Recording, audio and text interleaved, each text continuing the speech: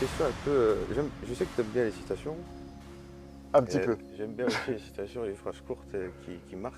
Ouais, c'est que je suis pas très patient c'est- pour lire les grands livres, donc voilà, Ouais. les petites citations impactantes, clairement, Ouais. ça me Et, booste. et j'en avais une en tête, c'était où nous, on est le résultat des 5 personnes, on est la somme des 5 personnes qu'on fréquente le plus.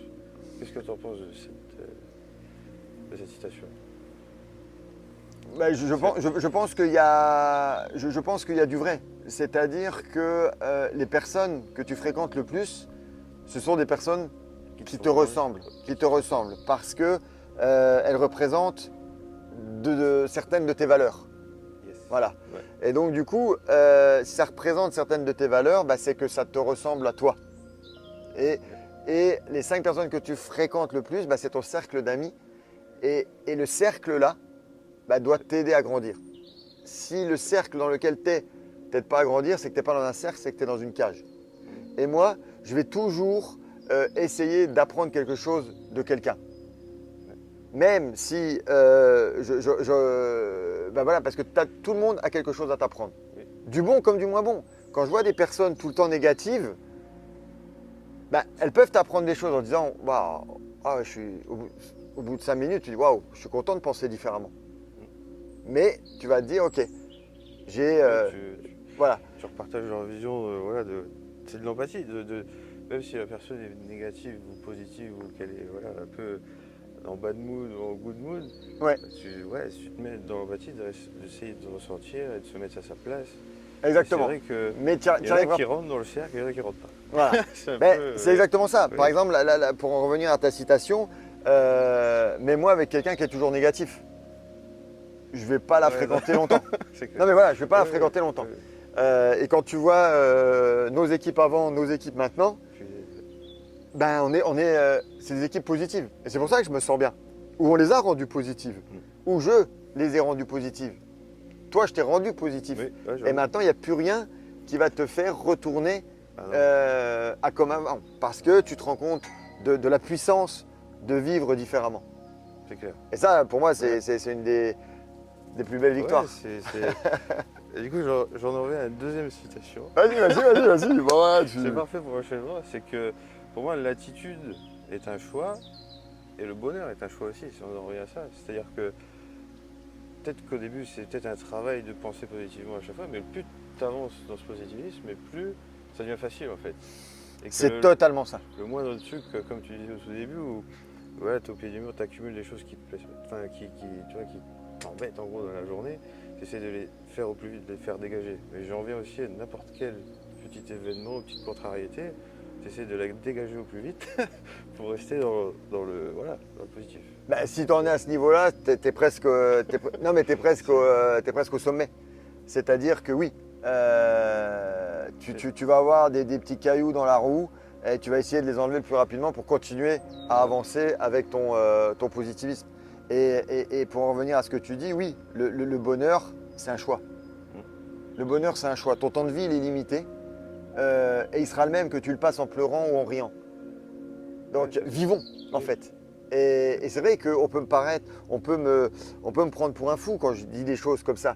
Mais c'est tellement vrai, en fait, de profiter des belles choses quand tout va bien. Et on en revient à ce qu'on disait plusieurs fois. C'est souvent quand il arrive quelque chose de mal qu'on se rend compte de la chance qu'on avait avant, quand tout allait bien.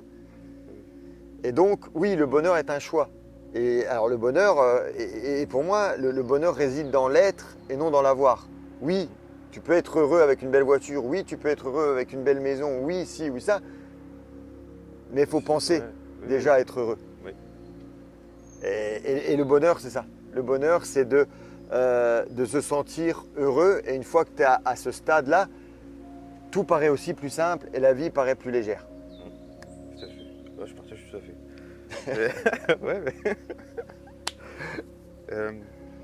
Du coup, quelle question je pourrais encore te poser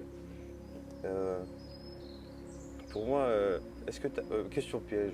Est-ce que tu as été des fois, est-ce que tu as été négatif au moins une journée? Est-ce que j'ai été négatif au moins une journée? Waouh! Une journée entière? Je vais te retourner la question, toi qui me connais depuis les 5 dernières années, est-ce que tu m'as vu une fois penser négativement? Non, non. Ça doit peut-être. Peut-être en enfance, quand même, ou dans l'adolescence. Oui, en enfance certainement. En enfance certainement, parce que encore une fois, j'étais pas positif comme ça si jeune. Et donc avant, je voyais sûrement la vie plus négativement. Mais en fin de compte, quand tu me demandes ça et que j'essaie de me reprojeter à mon enfance, j'ai tellement balayé tout le négatif que j'arrive même plus à me souvenir de comment je pensais avant. Et ça me paraît tellement illusoire que… mais oui, ça peut m'arriver de dire merde, ça me saoule. Ouais. Ouais, une seconde, Ouais. une minute.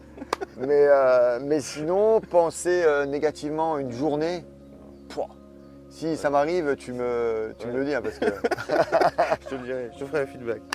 Parfait. En tout cas, ouais, un grand merci pour cet échange.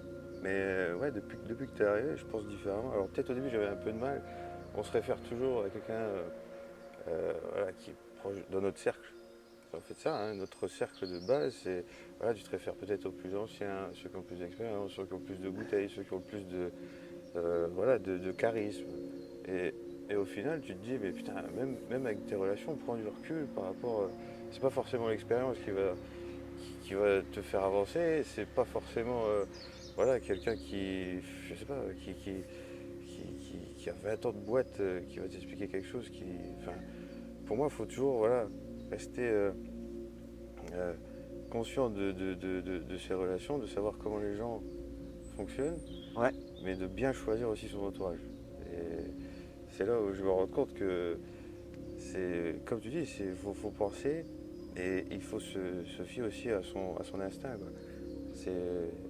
Et à ses propres expériences. Totalement. Totalement. Et éviter les relations qui sont pour toi toxiques ou qui te puisent énormément d'énergie.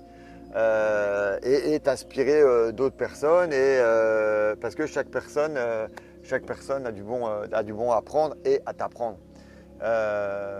Mais clairement, moi c'est un grand bonheur de t'avoir. Et puis moi j'ai vu ce changement de mindset aussi, où maintenant tu profites pleinement de ta vie. Et pour moi ça c'est la plus belle des victoires, la plus belle des récompenses. Ouais. Et l'aventure continue encore. Ah oui. Bah, je te l'ai dit encore, et là depuis qu'on a repris, donc du coup une activité, enfin, tu as repris une équipe et que j'ai pu accompagner l'équipe, je me rends compte que je suis encore 10 fois mieux qu'avant, quoi. On change d'environnement, on garde le même mindset, on repart sur des nouveaux projets, des nouvelles tâches, on essaie d'apprendre des sujets. Et voilà, plus en plus on apprend et plus ça devient intéressant. Bah oui, et le changement aussi dans la vie, c'est important pour éviter tout ce qui est toute la routine et autres. Donc il ne faut pas avoir peur de sortir de sa zone de confort pour justement apprendre de nouvelles choses. C'est la base. Ouais, parce que la routine, si on a peur du changement, c'est une chose, mais quelque chose de mortel, c'est la routine. C'est ça. Super. Merci beaucoup, Joris. Un grand merci de t'être prêté au jeu ces 3 dernières semaines. À la semaine prochaine pour une nouvelle Minute Mindset avec un nouvel invité. Merci beaucoup. Yeah.